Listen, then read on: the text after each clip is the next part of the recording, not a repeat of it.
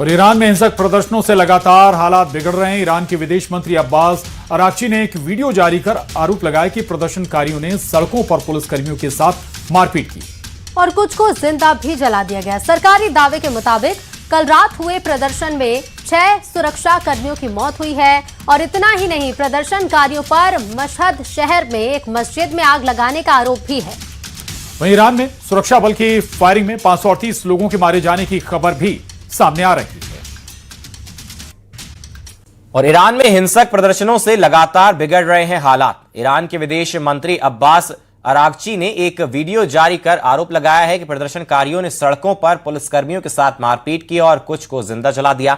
सरकारी दावे के मुताबिक कल रात हुए प्रदर्शनों में 6 सुरक्षा कर्मियों की मौत हुई है। इतना ही नहीं, प्रदर्शनकारियों पर मशहद शहर में एक मस्जिद में आग लगाने का भी आरोप है। वहीं ईरान में सुरक्षा बल की फायरिंग में 538 लोगों के मारे जाने की खबर भी सामने आ रही है।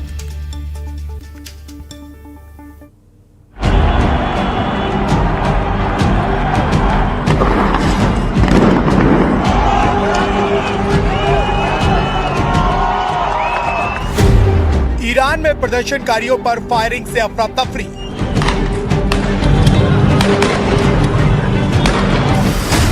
ईरान में शहर शहर खामनेई के खिलाफ जन विद्रोह तेज।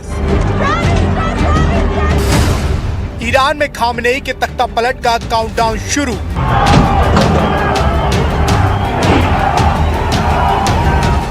ईरान में हालात लगातार बेकाबू होते जा रहे हैं।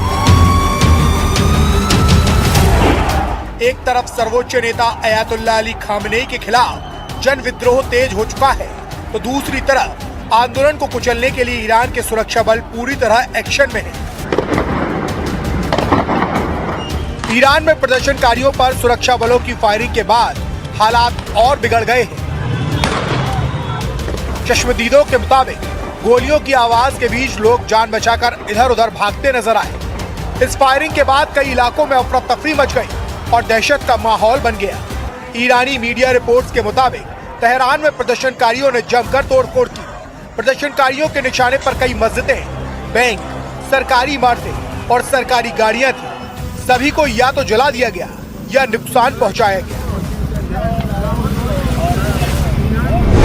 ईरान में महिलाओं का गुस्सा भी खुलकर सामने आ रहा है। खामनेई की तस्वीरें जलाकर सिगरेट सुलगाना अब शासन के खिलाफ बगावत का प्रतीक बन चुका है। सड़कों पर महिलाएं नारेबाजी करते हुए सत्ता को सीधी चुनौती देती दिखाई दे रही हैं। प्रदर्शन के दौरान रजा पहलवी वापस आएंगे जैसे नारे भी लगाए जा रहे हैं।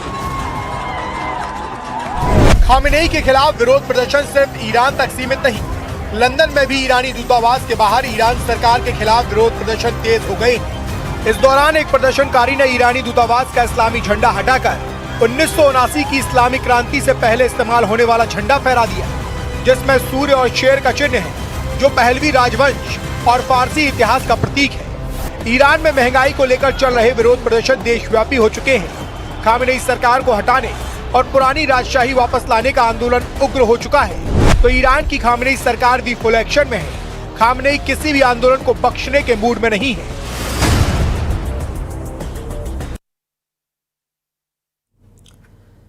तो ईरान में जारी हिंसक प्रदर्शनों के बीच अमेरिका और ईरान आमने सामने आते दिख रहे हैं। अमेरिकी राष्ट्रपति डोनाल्ड ट्रंप ने दावा किया है कि ईरान अमेरिका से बातचीत करना चाहता है, लेकिन साथ ही उन्होंने ईरान पर अब तक के सबसे कड़े एक्शन की चेतावनी भी दे डाली है। ट्रंप के इस बयान से ईरान के supreme leader Ayatollah Ali Khamenei का पारा चढ़ गया है। देखिए रिपोर्ट।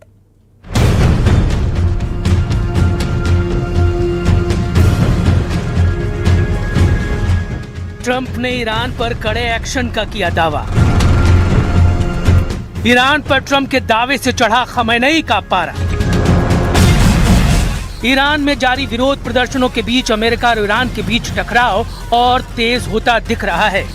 अमेरिकी राष्ट्रपति डोनाल्ड ट्रंप ने ईरान को लेकर बड़ा दावा करते हुए कहा है कि ईरान के नेता अमेरिका से बातचीत करना चाहते हैं और इसके लिए उन्होंने संपर्क भी किया है। With Iran? Yeah, do you think they want to engage diplomatically with you? They do. They called you? Is it yesterday. still an option? Iran called to negotiate. Yesterday. Yesterday. The leaders of Iran called, they want to negotiate.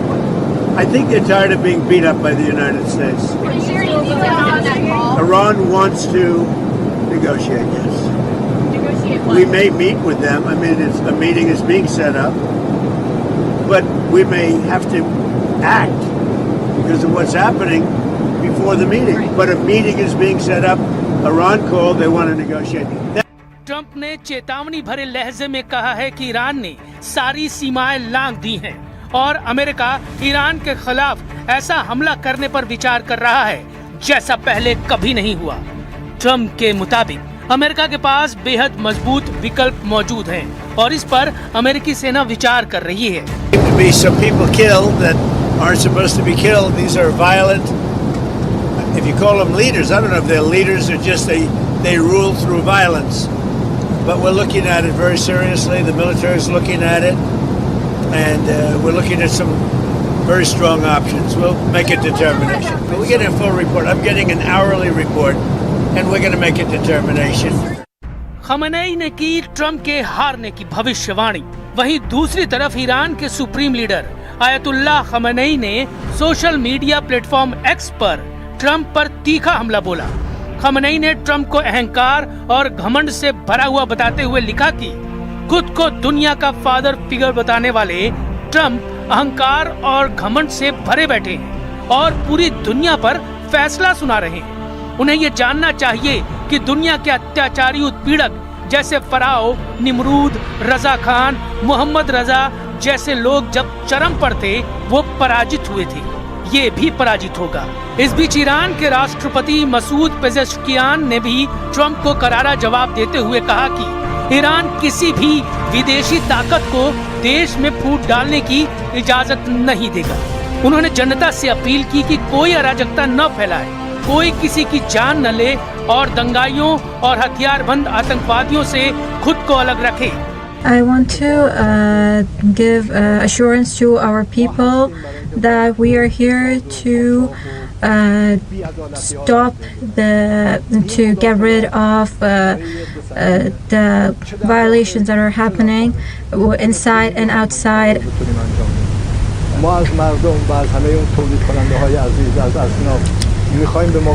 We want the people and the producers to help us get rid of the people doing injustices inside the country.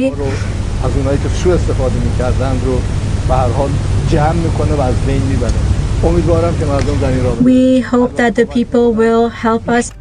Pezeshkian ने America की नीतियों पर निशाना साधते हुए कहा कि अमेरिकी राष्ट्रपति को वेनेजुएला, गाजा और दुनिया के अन्य हिस्सों में की जा रही कार्रवाइयों पर शर्म आनी चाहिए। उधर ईरान में जारी प्रदर्शनों को इजराइल का खुला समर्थन मिला है।